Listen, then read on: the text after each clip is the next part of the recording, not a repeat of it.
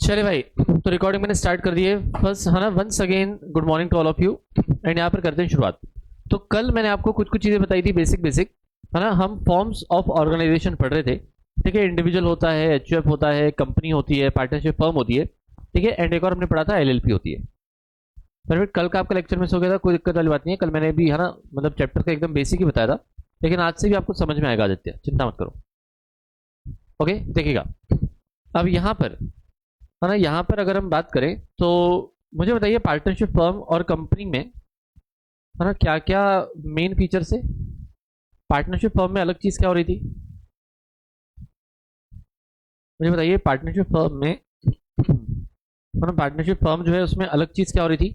Partnership firm में partners जो हैं उसकी अनलिमिटेड लाइबिलिटी थी। वेरी गुड, ठीक है। पार्टनरशिप फर्म में जो पार्टनर्स हैं उनकी थी अनलिमिटेड लाइबिलिटी, है ना। वेरी गुड, एक तो ये पॉइंट था। सेकंड, क्या पार्टनर्स ओनर्स की तरह होते हैं, है ना। मतलब क्या ये मैनेजमेंट में हिस्सा ले सकते हैं, जो आपके पार्टनर्स हैं क्या वो मैनेजमेंट में हिस्सा ले सकते हैं। हाँ जी, ठीक है, बिल्कुल। पार्टनर्स जो है मैनेजमेंट में हिस्सा ले सकते हैं। लेकिन अगर हम वही बात करें कंपनी की, तो कंपनी के केस में लाइबिलिटी कैसी होती है ना। कंपनी के केस में लाइबिलिटी कैसी होती है, लिमिटेड, है ना। कंपनी केस में जो शेयर होल्डर्स होते हैं, जो शेयर होल्डर्स होते हैं उनकी लाइबिलिटी होती है लिमिटेड। तो भाई उनको क्या करना है यहाँ पर, है ना, उनकी होती है लिमिटेड लाइबिलिटी। बोले तो क्या, जितना हमने कंपनी से वादा किया हमको उतना ही पैसा देना है, उससे ज्यादा नहीं देना है। Perfect, clear. तो एक तो पॉइंट ये। एंड सेकंड, क्या शेयर होल्डर्स मैनेजमेंट में पार्टिसिपेट कर सकते हैं क्या, क्या शेयर होल्डर्स डायरेक्टली मैनेजमेंट में पार्टिसिपेट कर सकते हैं क्या, नहीं, है ना। अगर आपका मन हो कि भाई यहाँ पर टाटा मोटर्स का कोई बिजनेस चालू करवाना हो, बंद करवाना हो, वगैरह वगैरह, तो आप उसमें जो है डायरेक्टली हिस्सा नहीं ले सकते, लेकिन आप वोट कर सकते हो, है ना। आपके पास वोट करने का पावर होता है कि भाई किसको डायरेक्टर बनाना है, किसको नहीं बनाना है, वगैरह वगैरह, है ना। किसको ऑडिटर बनाना है, वो शेयर होल्डर उतना वोट कर सकते हैं। लेकिन एक बार वोट कर दिया, डायरेक्टर बन गए, तो फिर कंपनी के जो भी डायरेक्टर वगैरह रहेंगे उन्हें भी यहाँ पर कहा, है ना, उन्हीं को यहाँ पर जो है आगे कहानी बढ़ानी पड़ेगी। यहाँ तक परफेक्ट एकदम। तो ये बेसिक बेसिक चीजें थी, है ना। कंपनी और पार्टनरशिप फर्म में ये चीजें होती है। तो इन दोनों के बीच का हमको एक ऑर्गेनाइजेशन चाहिए था जहां पर हमको मैक्सिमम बेनिफिट मिल पाए। तो हमने बनाया यहाँ पर LLP, that is your limited liability partnership. तो यहाँ पर क्या होगा भाई कि आपकी जो है पार्टनरशिप भी रहेगी एंड लिमिटेड लाइबिलिटी भी रहेगी। तो इसमें डबल फायदा है कि आपने जितना वादा किया है आपको उतना ही पैसा पे करना है। एंड सेकेंड, आप इसमें पार्टनर्स भी रहेंगे। बोले तो क्या कि आप इसमें डायरेक्टली मैनेजमेंट में जो है हिस्सा भी ले सकते हैं। यहां तक कहानी एकदम एकदम क्लियर थी, कल तक हमने यहीं तक पढ़ा था। यस, चलिए हम आगे। ओके, सुनेगा। तो गाइज अब हम थोड़ा सा नोट्स पर आ जाते हैं एंड हम आपका स्टार्ट करें एलएलपी एक्ट 2008, ठीक है। तो आपको पता है कि भाई इंडिया में किसी भी प्रकार से जब लॉ वॉ बनता है तो कैसे बनता है। यूट्यूब को क्या हुआ मतलब, फरहान समझा नहीं मैं। कोई बात नहीं करीमा, है ना। एफपीओ वगैरह वगैरह तो मैंने नॉलेज के लिए बताया था, वो तो है ना सिलेबस का नहीं था, है ना। आईपीओ एफपीओ वगैरह बताया था अक्षर मैंने, तो नॉलेज के लिए बताया था, ठीक है। तो मुझे बताइए कि भाई यहाँ पर हमको जब भी इंडिया में कोई कानून बनाना होता है, एक्ट बनाना होता है, तो हम कैसे बनाते हैं। यूट्यूब पे लाइव नहीं आया मतलब कब नहीं आया,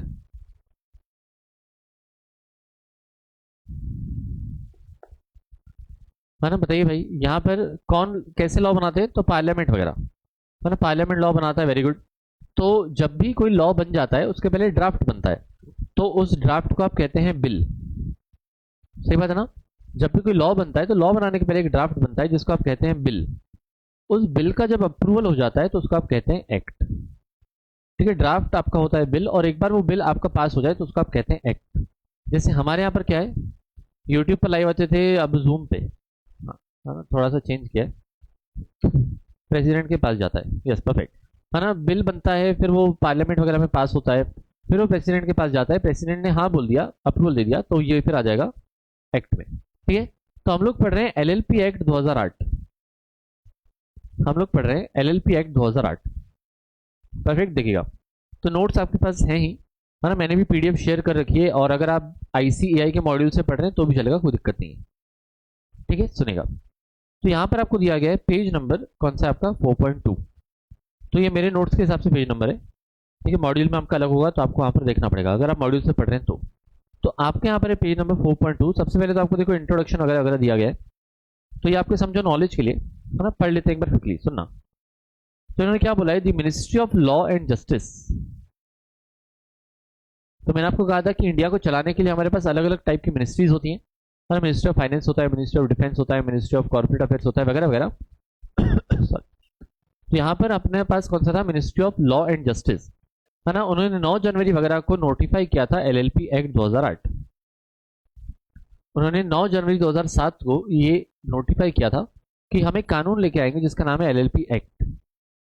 परफेक्ट, है ना। अब ये तो सिर्फ आपके नॉलेज के लिए एग्जाम में नहीं पूछता है। The parliament pass the limited liability partnership bill on 12th December and president of India pass it on 7 January and called it as the LLP act 2008। तो यहाँ पर जो है ना, 2008 में पार्लियामेंट ने बिल पास किया था एंड प्रेसिडेंट ने फाइनली अप्रूवल दिया था 7 जनवरी 2009 को। नहीं फरहान, अगर आपने ऑलरेडी दिसंबर 21 के लिए लेक्चर देखे तो ये देखने की जरूरत नहीं है, रिपीटेड ही है, ठीक है। तो जिन्होंने दिसंबर वाले लेक्चर ऑलरेडी देख रखे तो आपको देखने की जरूरत नहीं है ना, सेम ही है। चलिए सुनेगा। तो यहाँ पर अपने पास 2008 से जो है हम आगे आगे, मतलब प्रेसिडेंट ने अप्रूवल दिया था 7 जनवरी 2009 को, तो ये एलएलपी एक्ट 2008 हमने इसका नाम दिया। परफेक्ट। अब this is applicable to the whole of India. तो सुनिएगा, मैं आपको एक बेसिक चीज बता रहा हूं। मैंने आपको बताया था कि जो हमारा संविधान है, जो हमारा कॉन्स्टिट्यूशन है, कॉन्स्टिट्यूशन को हमने पैराग्राफ्स में लिखा हुआ है ना। कॉन्स्टिट्यूशन को हमने पैराग्राफ्स में लिखा हुआ है। उस पैराग्राफ को आप लोग क्या बोलते हैं? यस मैं कोर का फर्स्ट लेक्चर ही है ना, एलएलपी का जो मैं कोर मैं स्टार्ट कर रहा हूं उसका फर्स्ट लेक्चर है। तो मुझे बताइए कि कॉन्स्टिट्यूशन में कॉन्ट्रैक्ट एक्ट को टाइम है ना, 4-5 जनवरी से होगा फरहान। आर्टिकल है ना, वेरी गुड। तो यहां पर जो आपके पैराग्राफ्स होते हैं इनको आप कहते हैं आर्टिकल। तो आर्टिकल नंबर 1, 2, 3 इस टाइप से होता है। परफेक्ट। उसी तरीके से जो हमारा कोई भी लॉ होता है ना, हमारा जो भी कानून होता है ना, तो कानून में क्या होता है, कानून में भी पैराग्राफ्स होते हैं, लेकिन इसको हम नाम देते हैं सेक्शन। Very good. यह संकेत यूट्यूब का प्लान आपके यूट्यूब पर आ जाएगा, और इंटर का प्लान यूट्यूब पर आ जाएगा, एंड मीटिंग भी होगी, चिंता मत करो, सी इंटर के लिए। सुनिए, तो इसको आप कहते हैं सेक्शन, ठीक है। कानून में जो पैराग्राफ्स होते हैं उसको आप कहते हैं सेक्शन।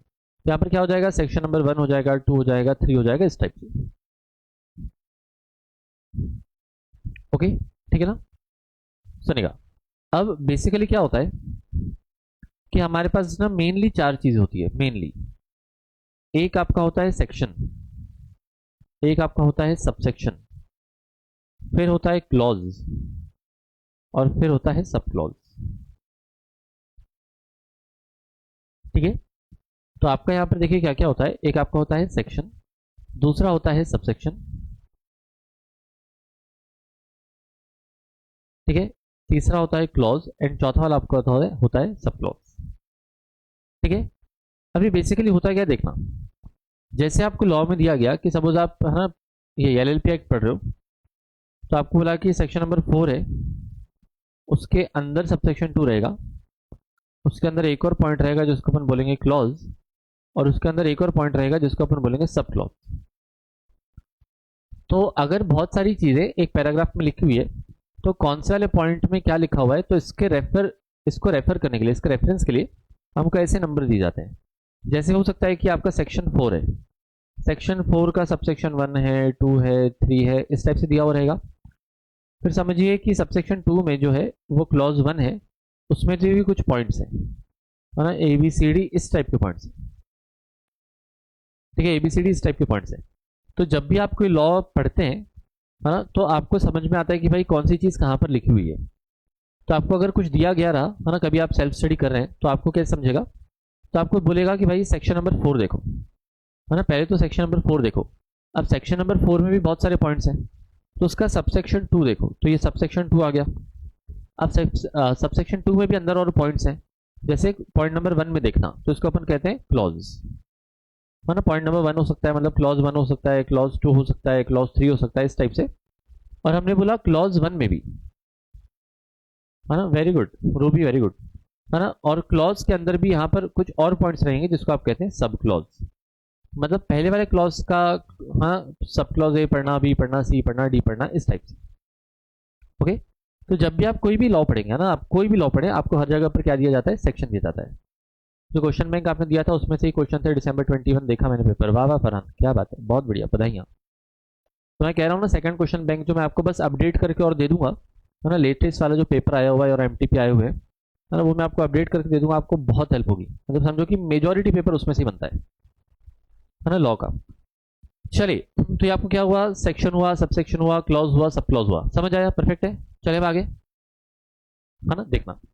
तो अब देखिए, जैसे हम क्या पढ़ रहे हैं, एलएलपी एक्ट, है ना, हम यहाँ पर पढ़ रहे हैं एलएलपी एक्ट। तो एलएलपी एक्ट में भी बहुत सारे सेक्शन हो गए।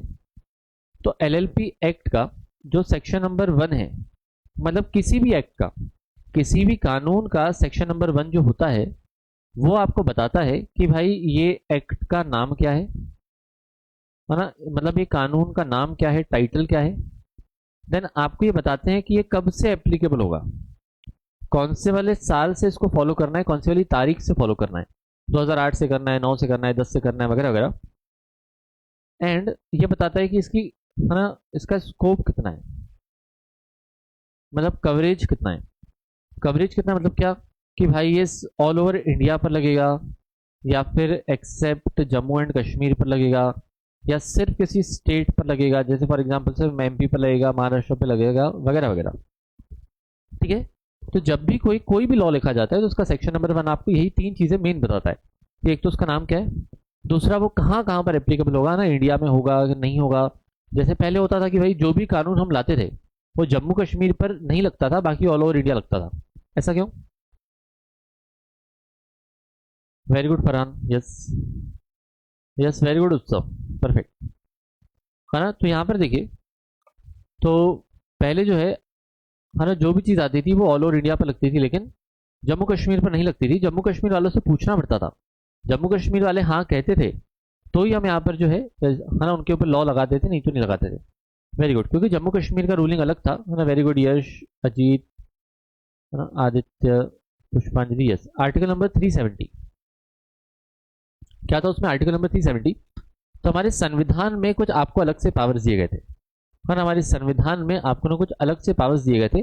तो पावर्स होने के कारण हमने क्या किया था, जम्मू कश्मीर को पूछना पड़ता था कि भाई हम ये कानून लेके आ रहे हैं, आपके यहाँ पर लगाए कि नहीं, आपके यहाँ पर लगाए कि नहीं, इस टाइप से। लेकिन अब तो ऐसा नहीं है। अमित शाह जी ने कहा था कि हम ये आर्टिकल नंबर 370, है ना, आर्टिकल नंबर था आपका 370, तो 370 में जो हमने स्पेशल पावर्स देके रखे हैं, ये स्पेशल पावर्स हम जम्मू कश्मीर के हटा दें। इसका मतलब क्या, अब जो भी कानून आता है वो तो by default all over India पर एप्लीकेबल हो जाएगा। ठीक है। इसका मतलब क्या है कि बाय डिफॉल्ट अब जो भी कानून आएगा वो सारा का सारा ऑल ओवर इंडिया एप्लीकेबल हो जाएगा। ठीक है, क्लियर है। तो सेक्शन नंबर 1 जो आपको बताता है वो नाम बताएगा, एप्लीकेबिलिटी बताएगा, और है ना कब से ये जो है ना, कौन सी तारीख से आएगा, और ऑल ओवर इंडिया आना है कि नहीं आना है ये सब बताएगा। ठीक है। एंड फिर किसी भी लॉ का जनरली सेक्शन नंबर 2 बताता है आपको डेफिनेशंस। ठीक है। फिर जनरली क्या होता है कि किसी भी कानून का सेक्शन नंबर 2 आपको बताता है डेफिनेशंस। जैसे आप पढ़ रहे हैं लिमिटेड लाइबिलिटी पार्टनरशिप, तो इसमें भाई पार्टनर का मतलब क्या होगा, है ना, ईयर का मतलब क्या होगा, साल मतलब कहाँ से लेकर कहाँ तक होगा। ठीक है। हो सकता है कि आपको दिया नहीं है बट बाई चांस दे दे कि लाइबिलिटी का मतलब क्या होगा। तो ये सब चीज़ों का डेफिनेशन जो है आपको जनरली सेक्शन नंबर 2 में दिया जाता है। परफेक्ट है, यहाँ तक कहानी बताइए, हाँ ना, समझ आया, एकदम क्लियर है ना, ओके। चलिए, तो ये कुछ कुछ बेसिक बातें हुई। अब आप यहाँ पर देखिए आपको क्या लिखा हुआ है, आपको दिया हुआ है LLP act is applicable to the whole of India, है ना। LLP act is applicable to the whole of India मतलब सारे के सारे भारत को ये, है ना, फॉलो करना है और कर सकते हैं। और पहले, मतलब पहले जब जम्मू कश्मीर पर नहीं हुआ करता था तो इसके सामने बस ये वर्डिंग्स लिखी हुई रहती थी, एक्सेप्ट जम्मू एंड कश्मीर। ऐसा पहले होता था, है ना, ऐसा पहले होता था कि जब जम्मू कश्मीर पर कोई लॉ नहीं बनाना होता था तो हम ऐसे लिखते थे, this is applicable to the whole of India except Jammu and Kashmir. ये पहले ऐसे होता था, अब नहीं होता है। ठीक है, now this applicable to the whole of India. Perfect. Then आपको क्या बोला है कि यहां पर आपके पास टोटल क्या है ना, 81 सेक्शन है एंड 4 शेड्यूल्स हैं। आपको दिया गया है कि आपके इस कानून में 81 सेक्शन है एंड 4 शेड्यूल्स हैं। अभी आपको कुछ बेसिक बेसिक चीज़ें दी गई है ना। आप इसको एक बार फटाफट से रीड करना, मुझे 1-2 मिनट देना है ना। इसको जो है आप फटाफट से एक बार रीड करेंगे और फिर मैं फिर आगे कंटिन्यू करता हूँ। एकदम बेसिक बेसिक इंट्रोडक्टरी पार्ट आपको दिया हुआ है।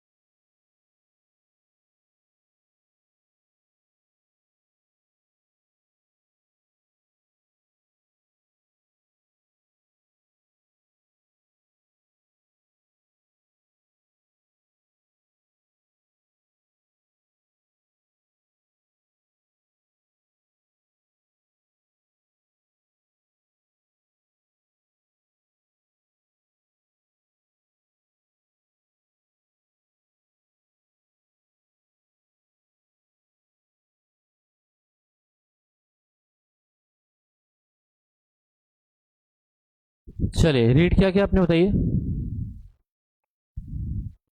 मैंने रीड किया क्या आपने? यस। सुनिए, तो इसमें देखो क्या बोला है ना। आप लोग पूछ रहे हैं कि शेड्यूल और आर्टिकल वगैरह में क्या डिफरेंस होता है। सुनना, देखिए कैसे होता है कि जब भी देखो आर्टिकल वर्ड कहाँ पर यूज होता है। जो आर्टिकल वर्ड यूज होता है वो होता है कॉन्स्टिट्यूशन में। ठीक है, आर्टिकल वर्ड जो यूज होता है वो यूज होता है कॉन्स्टिट्यूशन में। ठीक है, सेक्शन वर्ड जो यूज होता है वो होता है किसी भी लॉ में, किसी भी एक्ट में, है ना। वहां पर वर्ड हम लोग यूज करते हैं, है ना, section, subsection, clause, sub clause.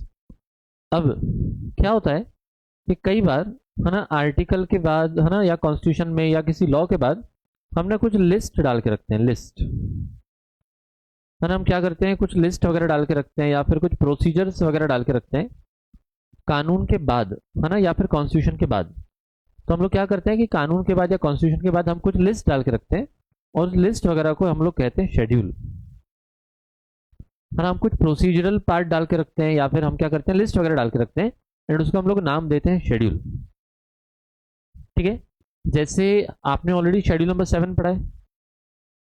ठीक है, कॉन्स्टिट्यूशन में मैंने आपको बताया कि ऑलरेडी क्या है, शेड्यूल नंबर 7 है। तो शेड्यूल नंबर 7 आपको वहां पर बताता है ना, 3 लिस्ट के बारे में, यूनियन लिस्ट, है ना, state list and concurrent list.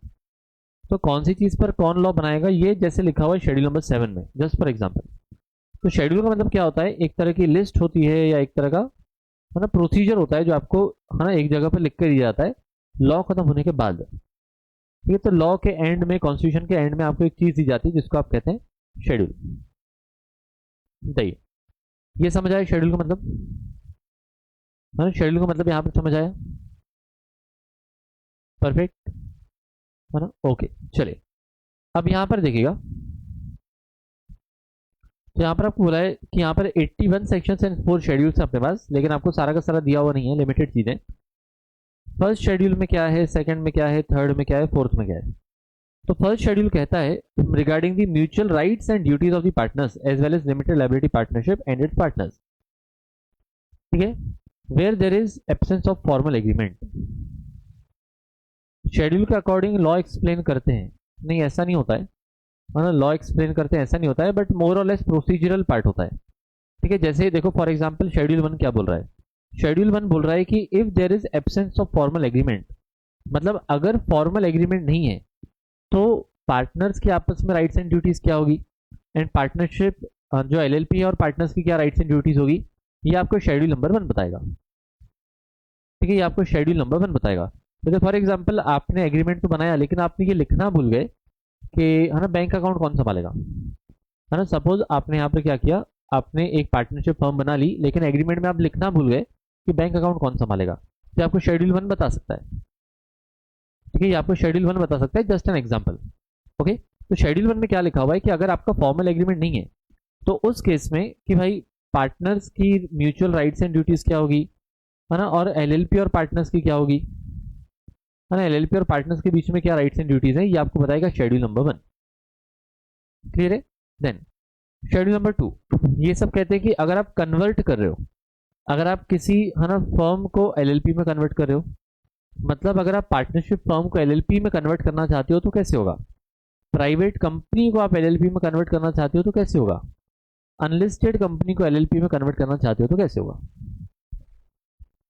ठीक है, तो आपको बताया गया कि पार्टनरशिप फर्म को कैसे कन्वर्ट करना है। फॉर्मल एग्रीमेंट का मतलब रिटर्न फॉर्म में एग्रीमेंट का न होना। हाँ जी, यस पुष्पांजलि। Essentially of contract not given under section जैसा होना क्या शेड्यूल, नहीं आदित्य ऐसा कुछ नहीं। चलिए सुनिए, तो यहाँ पर क्या है ना, पार्टनरशिप फर्म को हमको एलएलपी कैसे बनाएंगे, तो यहाँ पर आपको लिखा हुआ है।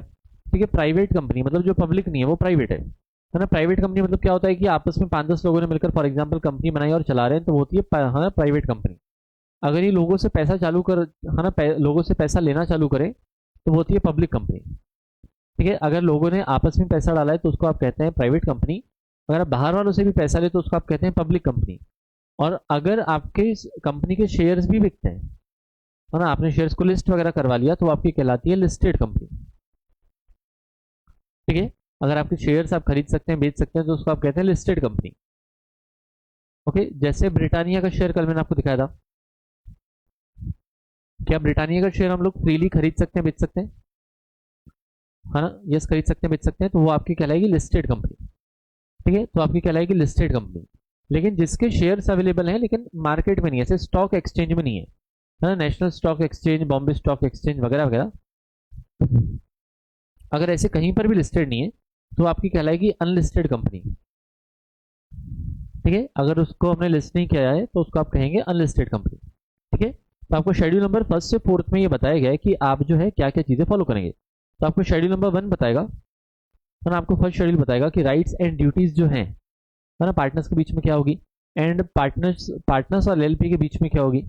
देन आपको शेड्यूल नंबर 2 और 3 एंड 4 बताएंगे कन्वर्जन कैसे करना है, तो पार्टनरशिप फर्म से जो है एलएलपी में कैसे कन्वर्ट करना है ना, प्राइवेट से एलएलपी में कैसे करना है, या फिर अनलिस्टेड पब्लिक कंपनी से एलएलपी में कैसे करना है।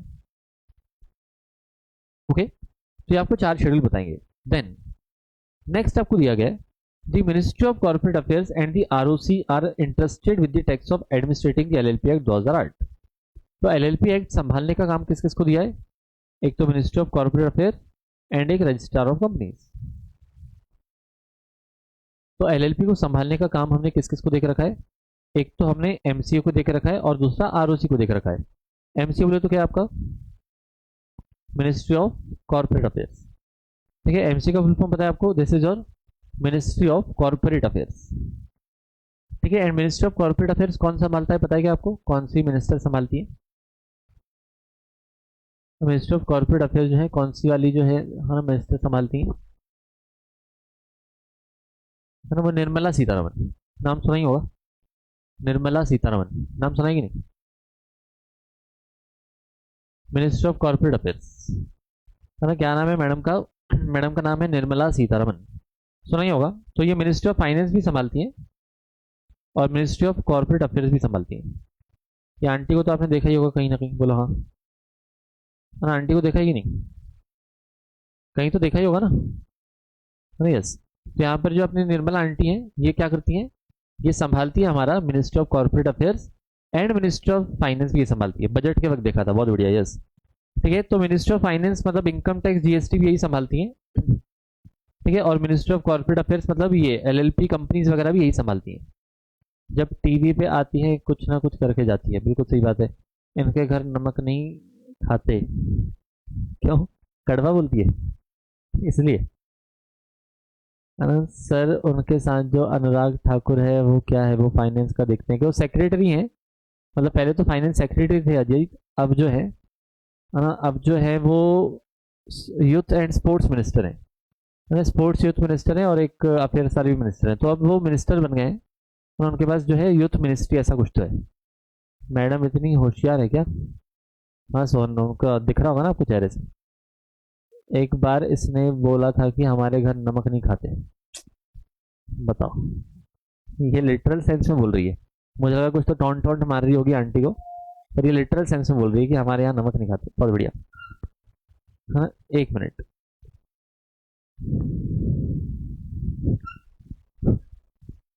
हाँ ना, यस, हमको तो ज्यादा तंग करती है मैडम, सही बात है। हाँ देखिए, तो ये एक आपका होता है ministry of corporate affairs and दूसरा आपका हुआ आरओसी। ठीक है, आरओसी का क्या काम होता है पता है आपको?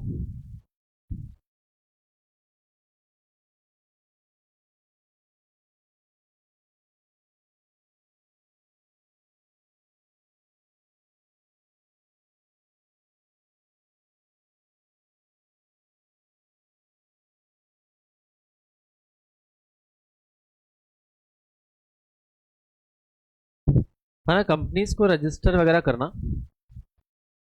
ठीक है, जब भी कोई कंपनी रजिस्टर वगैरह होती है या उसमें कुछ भी चेंजेस होते हैं, तो एक अथॉरिटी है जिसका नाम है रजिस्ट्रार ऑफ कंपनीज। ठीक है, जब भी आपको रजिस्टर करनी हो कंपनी या उसका नाम वहाँ से हटवाना हो या आपकी कंपनी में कुछ चेंज वेंज हुआ हो, तो आपको उस अथॉरिटी को बताना पड़ता है एंड उसका हमने नाम दिया रजिस्ट्रार ऑफ कंपनीज। ठीक है, तो एमसीए एंड आरओसी इनको हमने काम दिया हुआ है ना, एलएलपी एक्ट संभालने का, है ना, इनको हमने काम दिया हुआ है किसका? एलएलपी एक्ट संभालने का। Next, central government has the authority to frame the rules. अब यहां पर क्या होता है, सेंट्रल गवर्नमेंट जो है, हमारी केंद्रीय सरकार, वो रूल्स बना सकती है with regards to the LLP act and amend them by notification in the official gazette from time to time. तो आप तो लॉ पहली पहली बार पढ़ रहे हैं, ऐसा मैं मान के चल रहा हूं। ठीक है, सुनिएगा। अब बेसिकली ये सब चीजें क्या होती है, जैसे हम पढ़ रहे हैं एलएलपी एक्ट, सही बात है ना, हम लोग पढ़ रहे हैं एलएलपी एक्ट, मतलब ये कानून है। अब कानून को सपोर्ट करने के लिए कुछ कुछ रूल्स भी होते हैं, है ना, कानून को सपोर्ट करने के लिए प्रोसीजरल पार्ट वगैरह बताने के लिए हमारे पास रूल्स होते हैं। जैसे आपका देखो, इनकम टैक्स एक्ट अगर है तो इनकम टैक्स के कुछ रूल्स भी हैं। ठीक है, फिर अपने पास जैसे जीएसटी का एक्ट है तो अपने पास जीएसटी के रूल्स भी हैं, है ना, अपने पास जो है जीएसटी के रूल्स भी हैं। तो क्या होता है कि जब भी कोई कानून बनता है तो उसको सपोर्ट करने के लिए, छोटी मोटी बातें लिखने के लिए, लिमिट विमिट बताने के लिए, है ना, प्रोसीजरल पार्ट बताने के लिए यहाँ पर क्या होता है, तो यहाँ पर हम लोग रूल्स भी बनाते हैं। तो यहाँ पर जैसे उन्होंने बोला है कि एलएलपी के जो रूल्स है वो कौन बनाएगा? सेंट्रल गवर्नमेंट, हमारी केंद्रीय सरकार जो है, जो जीती हुई है, जो कुर्सी पे बैठी हुई है, वो यहाँ पर क्या करेगी? एलएलपी के रूल्स बनाएगी। यस, हर एक का एक एक है ना, अपने रूल्स होते हैं, सही बात है। Then there is something called as notification, है ना, there is something called as notification. अब नोटिफिकेशन का मतलब क्या होता है?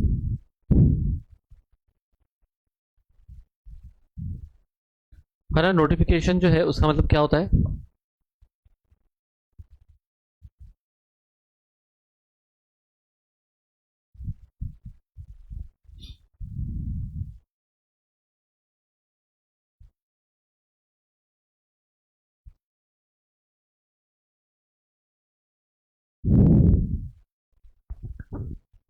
नोटिफिकेशन मोबाइल के, वेरी गुड, हाँ, प्राउड ऑफ यू, है ना। रोहन कह रहे सूचना, टू इन्फॉर्म, यस, है ना। नोटिफिकेशन मतलब क्या होता है, बेसिकली एक डॉक्यूमेंट होता है जो आपकी नजरों के सामने है ना। This is just an example.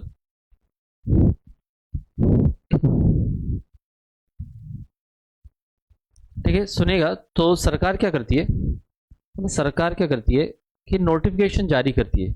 Notification जारी करती है मतलब क्या होता है, सरकार कहती है कि भाई देखो ये डॉक्यूमेंट है ना, एक डॉक्यूमेंट है जो आपकी नजरों के सामने है। तो इसके थ्रू क्या होता है, कोई भी नया वाला सेक्शन लाते हैं, ठीक है, कोई जो है ना नया वाला सेक्शन लाते हैं, या फिर जो है पुराना वाला सेक्शन जो हटा देते हैं, या फिर किसी सेक्शन में चेंज वगैरह करना पड़ता है, तो वो किसके थ्रू होता है, वो होता है नोटिफिकेशन के थ्रू। ठीक है, ये सब किसके थ्रू होता है, नोटिफिकेशन के थ्रू। जैसे यहाँ पर आपको एक नोटिफिकेशन दिया गया है ना, 24 अगस्त 2021 का। तो ये जो है ना चार्ट अकाउंटेंट्स रूल्स 2006 में कुछ यहाँ पर चेंज किया गया है, करेक्ट। तो जब भी किसी लॉ में, रूल में कुछ चेंजेस वगैरह करने होते हैं तो वो नोटिफिकेशन के थ्रू करते हैं। ठीक है, एंड ये नोटिफिकेशन एक जो है ऑफिशियल पेपर में आता है, एक ऑफिशियल डॉक्यूमेंट में आता है, एंड उसको आप कहते हैं दी गैजेट ऑफ इंडिया, भारत का राजपत्र। मतलब ऐसे नहीं किसी भी प्लेन पेपर के पे लिख के दे दिया, ऐसे नहीं होता है। ठीक है, ये आपको कहता है दी गैजेट ऑफ इंडिया कहलाता है, भारत का राजपत्र। तो इस टाइप के डॉक्यूमेंट्स आपके आते हैं जिसमें आपको नोटिफिकेशन वगैरह दिए जाते हैं। ओके, तो नोटिफिकेशन मतलब क्या होता है कि एक डॉक्यूमेंट होता है सिंपली, जिसमें कोई भी नया वाला सेक्शन लाएंगे, पुराना सेक्शन हटाएंगे, या फिर किसी में चेंज वगैरह करना होगा, तो वो नोटिफिकेशन के थ्रू किया जाता है। बोलिए, यहां तक क्लियर है, समझ आया है ना। ओके, तो यही चीजें यहां पर लिखी हुई थी। अब आप अगर थोड़ा इसको देखेंगे तो आपको समझेगा यहां पर क्या था, सुनना कि है ना गवर्नमेंट रूल्स बनाएगी, है ना, and can then amend them by notification in the official gazette. है ना, अमेंड करने का मतलब क्या होता है, अमेंड करने का मतलब होता है चेंज करना, है ना। अमेंड करने का मतलब क्या होता है, चेंज करना। तो अगर उसमें किसी भी प्रकार के चेंजेस करने तो वो ऑफिशियल गैजेट में नोटिफिकेशन दे सकते हैं। ऑफिशियल गैजेट जो अभी मैंने आपको बताया वो डॉक्यूमेंट रहेगा, एंड उसमें नोटिफिकेशन आएगा, मतलब आपको जो जो चेंज करना है वो आपको बताएंगे। ठीक है, परफेक्ट, है ना। वीडियो ऑन करना है क्या पूछना है, ऑफकोर्स ऑन करना है यार, मैं तो कब से बोल के बैठा हूं, लेकिन आप लोग शर्माते हैं, है ना।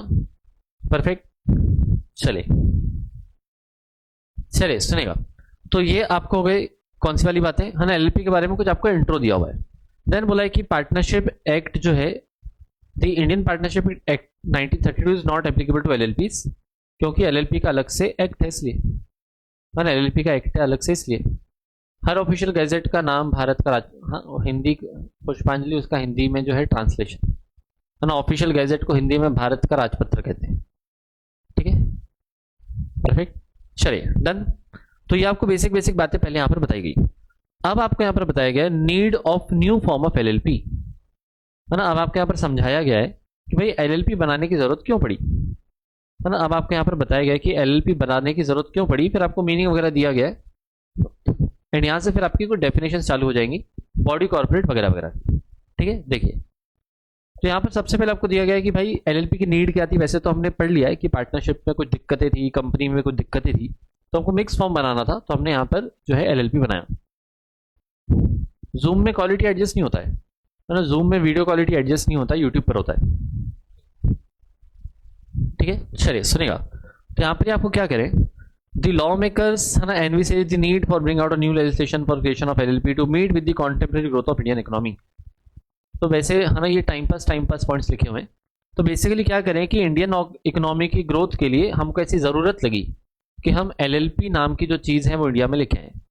अ need has been felt to form a new corporate form, sorry, इनको इस चीज की जरूरत लगी कि यहाँ पर एक नया कॉर्पोरेट फॉर्म जो है हम लोग लाए, नई तरह की जो है बिजनेस फॉर्म लाए, which would provide an alternative to the traditional partnership with the unlimited personal liability।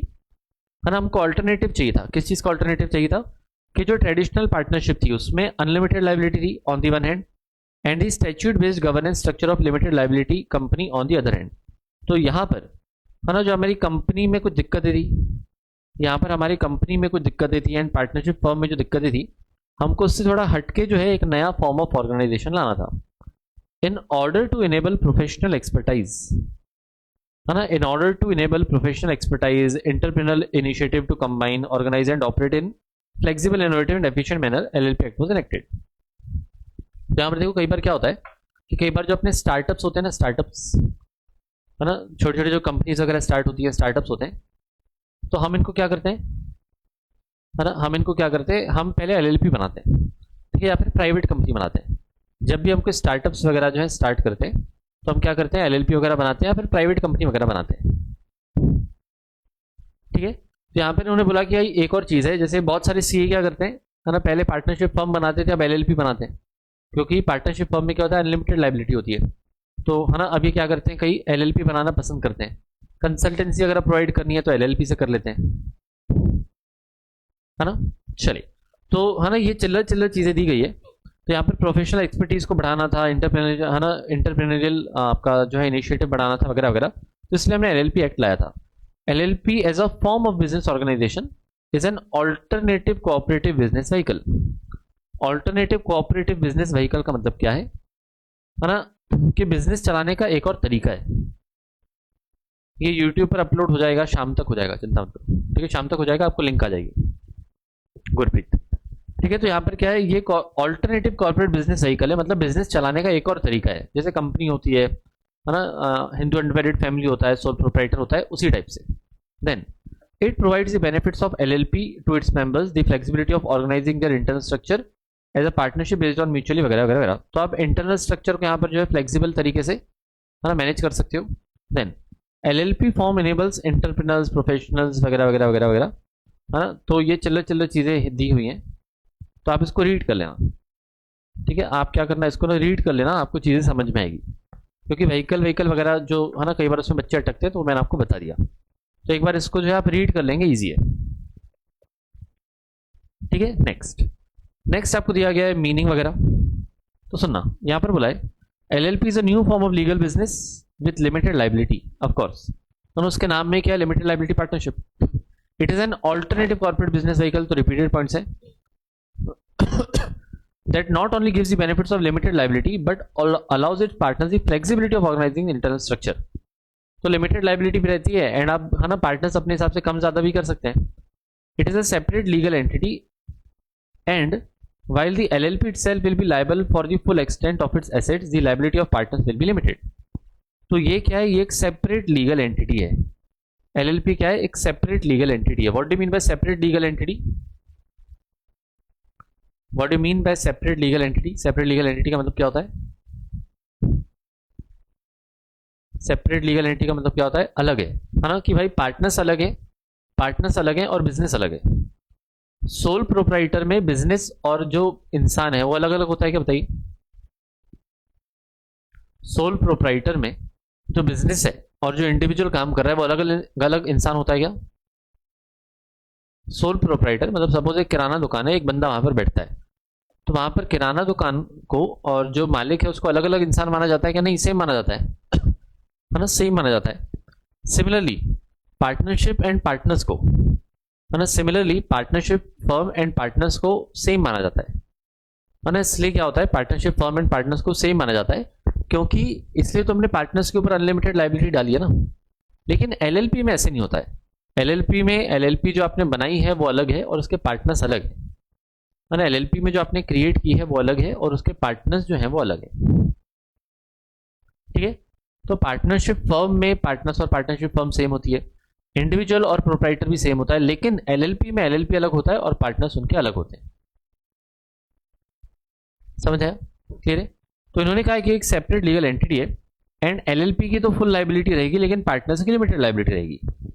LLP ने जो भी एग्रीमेंट वगैरह किए हैं, आपने एलएलपी के नाम से जो एग्रीमेंट किए हैं उसके लिए एलएलपी रिस्पॉन्सिबल रहेगा, एंड पार्टनर्स की जो रिस्पॉन्सिबिलिटी है वो काफी लिमिटेड रहेगी, ठीक है। देन है ना, LLP as a separate legal entity and business organization is an alternative cooperative business form वगैरह वगैरह वगैरह, है ना, जो आपको पार्टनरशिप वाली फ्लेक्सिबिलिटी भी देती है। तो it contains elements of both a corporate structure as well as partnership firm. तो इसमें कॉर्पोरेट स्ट्रक्चर मतलब कंपनी के भी कुछ फीचर्स होते हैं, पार्टनरशिप फर्म के भी कुछ यहाँ पर फीचर्स होते हैं, ठीक है। यहाँ तक क्लियर है, बताइए हाँ या ना। तो अभी तक तो है ना, ये आपको टाइम पास चीजें दी गई थी चैप्टर के बारे में। अब नेक्स्ट आपका मुद्दा यहाँ पर स्टार्ट होगा मीनिंग से। तो सबसे पहले आपको दिया गया है बॉडी कॉर्पोरेट, है ना, सबसे पहले आपको दिया गया है बॉडी कॉर्पोरेट। तो ये बॉडी कॉर्पोरेट ना आप ना एक बार खुद से रीड करेंगे और इसको क्रैक करके आएंगे। हो सकता है आपको थोड़ी रिसर्च वगैरह करना पड़े। तो बॉडी कॉर्पोरेट क्या होता है कि एक बार आप ये समझ के आएंगे, है ना, एक तो एक बार थोड़ा आप गूगल रिसर्च मार के आएंगे, बाकी कल से मैं आपको यहाँ से आगे पढ़ाऊंगा। ठीक है, डेफिनेशंस में आपको बॉडी कॉर्पोरेट, बिजनेस एंटिटी वगैरह वगैरह वगैरह, तो काफ़ी सारी डेफिनेशंस हैं, है ना, और फिर ये फीचर्स हैं जो काफ़ी टाइम पास वाले हैं। तो इसको मैं आपको कल पढ़ाऊंगा, लेकिन आपको एटलीस्ट बॉडी कॉर्पोरेट एक बार खुद से पढ़ के आना। ठीक है, परफेक्ट, क्लियर, है ना। तो आज का भी एकदम बेसिक बेसिक सिंपल सिंपल मुद्दा था, तो फिर आपको समझ में आया होगा, है ना, इतना कुछ ऐसा नहीं था जो समझ में ना आए वैसे, है ना। तो आज के लिए गाइस हम फिर यहीं पर रुकते हैं, है ना। आज आशीष सर का लेक्चर अटेंड किया था आपने, है ना। आज जो आपने आशीष सर का लेक्चर जो है कंप्लीट किया था क्या?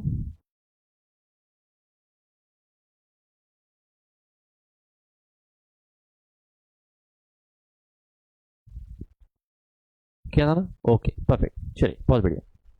ओके गाइस, तो आज के लिए यहीं पर रुकते हैं, बहुत बहुत शुक्रिया, है ना, बहुत बहुत शुक्रिया। हम लोग मुलाकात करेंगे कल, है ना, कल मिलेंगे हम लोग 11:30 बजे, है ना। आतिफ असलम, मैं वेंचर कैपिटल का मतलब कल बताता हूँ।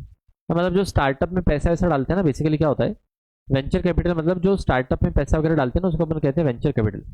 जैसे राकेश झुंझुनवाला फॉर एग्जांपल, या सपोज आपके पास करोड़ों रुपए हो गए, है ना, सपोज आपके पास करोड़ों रुपए हो गए और मुझे एक बिजनेस चालू करना है, तो मैंने आपको बोला कि भाई मेरे बिजनेस में पैसा डालोगे क्या? आपने बोला डाल देंगे, है ना। तो मैं जो भी पैसा कमाऊंगा उसमें से प्रॉफिट आपको दूंगा, that is called as venture capital. Yes Akshat, आपने कैमरा ऑन किया था, देखा था मैंने।